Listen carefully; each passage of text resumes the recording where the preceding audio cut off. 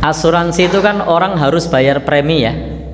Dia bayar premi dan nanti bisa diklaim kalau sudah mati kan. Kalau tidak mati tidak bisa diklaim kan. Nah, ngeklaimnya kalau mati. Matinya karena apa Pak? Karena tua atau karena kecelakaan? Atau asal mati?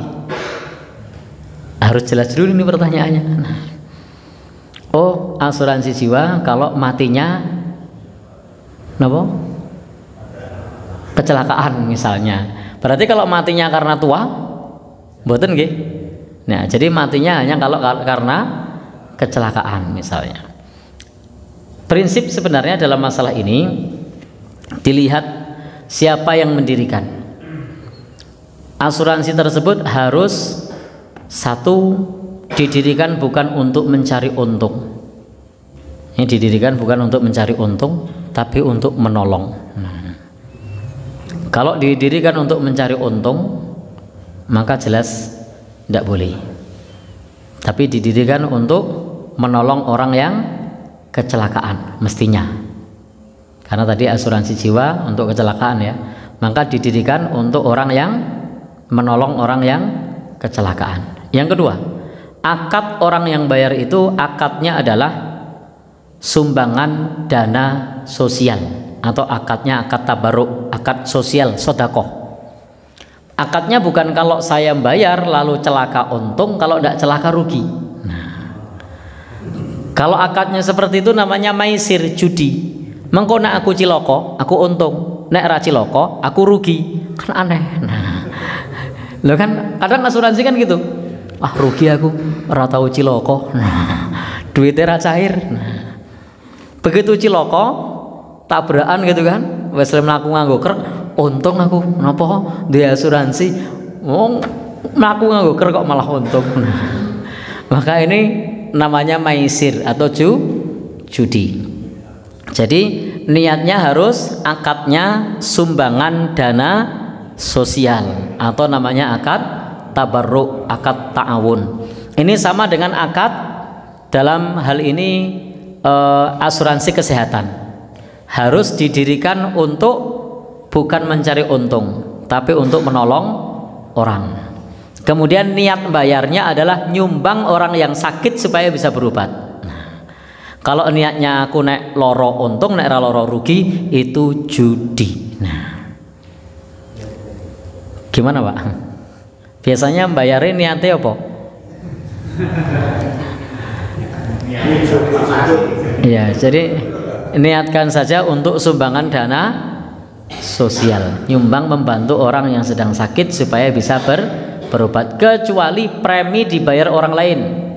Kalau preminya dibayar orang lain, maka itu halal. Kenapa? Karena dalam akad hibah boleh adanya gharar.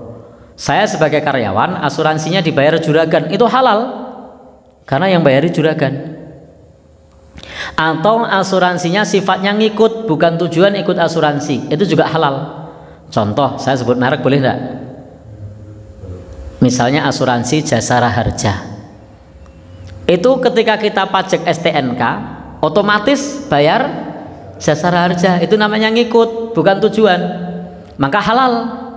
Asuransi tiket pesawat, ada asuransi kecelakaan tuh. Nah, maka begitu naik pesawat kecelakaan dapat 1 miliar, itu boleh.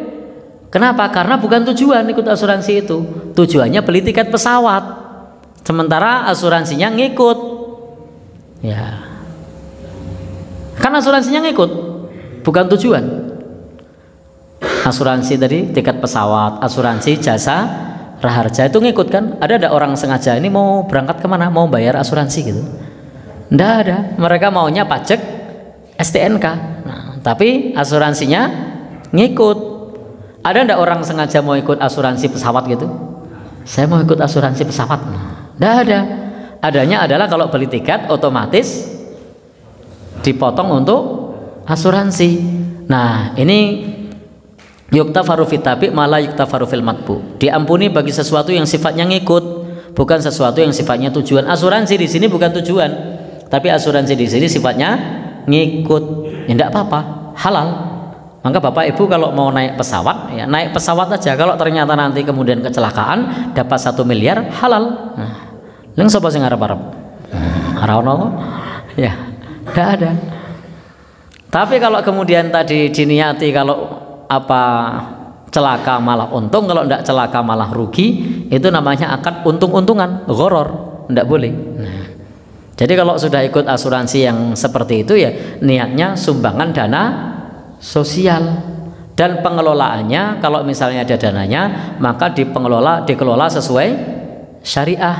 Nah, kalau ternyata dikelolanya tidak sesuai syariah untuk investasi bir misalnya, investasi ya tidak syar'i jadinya.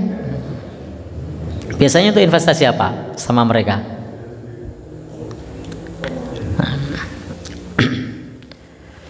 Baik, jadi intinya harus apa namanya terkait asuransi tadi dilihat. Kalau preminya dibayar oleh orang lain maka itu halal. 2, kalau sifatnya itu hanya ngikut itu juga halal.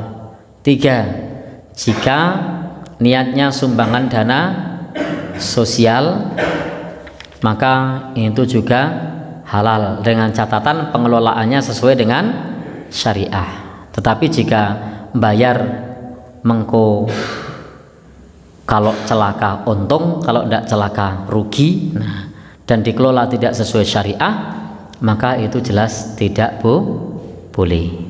Saya tidak tahu yang jenengan tanyakan yang seperti apa. Yang mana Pak?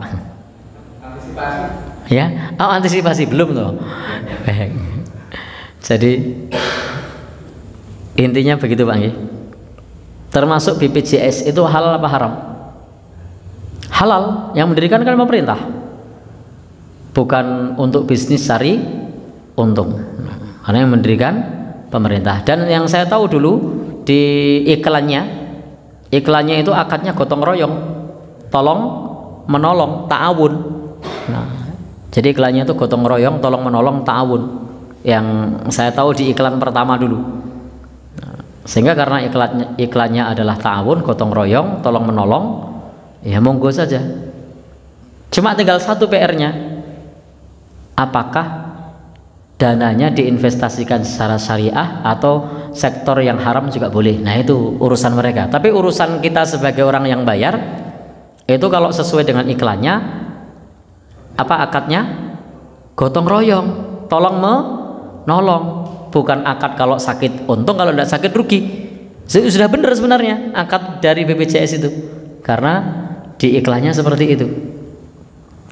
Kemudian yang mendirikan juga pemerintah, bukan swasta yang bertujuan mencari untung. Nah, cuma tinggal satu PR-nya, dikelolanya dananya itu kalau ada investasi secara syariah atau tidak, atau juga investasi yang haram. Nah, itu kita tidak tahu karena bukan kewenangan kita. Nah, kita hanya tahu sebatas di permukaan saja. Dan lebih aman kalau jadi karyawan tadi, preminya dibayar oleh orang lain. Siapa yang bayar? Kantor. Kalau dia yang bayar kantor jelas halal. Yang bayar siapa? Perusahaan. Ya halal.